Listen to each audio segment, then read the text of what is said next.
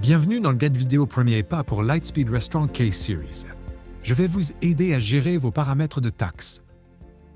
Je vais vous présenter la structure fondamentale de la configuration des taxes, vous montrer comment créer et modifier des taxes dans l'arrière-boutique et vous aider à attribuer des profits de taxes au département contenant vos articles. Toutes ces étapes sont nécessaires pour que vous puissiez collecter le bon montant de taxes auprès de vos clients pour chaque transaction. Si vous avez déjà commencé à configurer les taxes dans l'assistant de configuration de l'arrière-boutique, cette vidéo est l'occasion idéale pour vérifier votre travail et découvrir comment effectuer des modifications à l'avenir. Commençons par découvrir comment les taxes sont structurées dans Lightspeed. Le système comporte des profils de taxes qui contiennent un ensemble de règles taxes. Ces dernières indiquent à Lightspeed Restaurateur quelles taxes doivent être appliquées et quand. Les taxes correspondent au pourcentage de taxes individuelles qui s'appliquent en fonction de vos réglementations locales. Par exemple, il peut s'agir d'une taxe de vente de 10% ou d'une taxe de 5% sur les boissons alcoolisées. Vous pouvez par exemple créer un profil de taxe comportant une règle appliquant une taxe de vente générale à toutes les commandes. Vous pouvez également créer un autre profil comportant deux règles de taxe afin d'appliquer la taxe de vente et une taxe sur l'alcool à des types de commandes spécifiques. Si vous vous trouvez en Amérique du Nord, vous devrez configurer manuellement vos taxes et vos profils de taxes. Dans d'autres régions, cependant, nous nous en chargeons automatiquement à votre place lors de la création de votre compte. Si vous avez des questions à propos de vos obligations fiscales locales, nous vous recommandons de faire appel à un professionnel des finances. Votre région détermine également si la taxe est comprise dans le prix de l'article ou bien rajoutée à ce prix. Quel que soit votre emplacement, vous devrez toutefois attribuer un profil de taxe à chacun de vos départements pour déterminer la manière dont chaque groupe d'articles est imposé.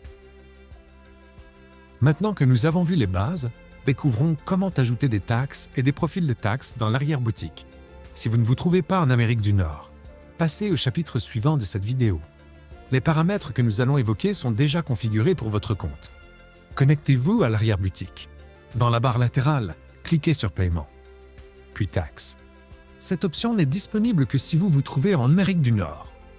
Vous pouvez sélectionner une taxe existante pour la modifier. Pour cette vidéo, cependant, nous allons en créer une nouvelle en cliquant sur Ajouter une taxe. Veuillez noter qu'une fois une taxe créée, il est impossible de la supprimer.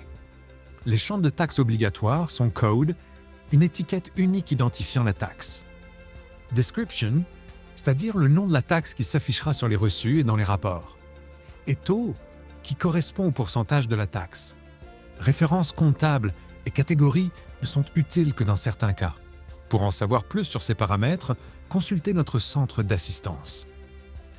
Cliquez sur Suivant pour continuer. Passez les détails en revue, puis cliquez sur Enregistrer pour confirmer. Pour ajouter d'autres taxes, il vous suffit de répéter les mêmes étapes pour chaque nouvelle taxe. Nous allons maintenant ajouter un profil de taxe. Chaque taxe ou combinaison de taxes que vous collectez doit avoir son propre profil de taxe.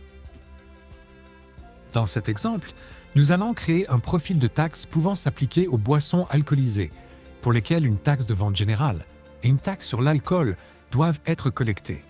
Sous Paiement, accédez au profil de taxe. Cliquez sur Nouveau profil du taxe. Donnez-lui le nom des boissons alcoolisées et indiquez taxe de vente plus taxe sur l'alcool dans la description. Sélectionnez maintenant une taxe pour commencer à configurer la première règle de taxe du profil. Commencez par la taxe de vente générale, créée à l'étape précédente. Sélectionnez ensuite un profil de commande dans le menu déroulant pour choisir les types de commandes auxquelles ces taxes s'appliqueront. Pour un profil de taxe pouvant appliquer une taxe générale à toutes les ventes, le profil de commande Tous serait le plus indiqué.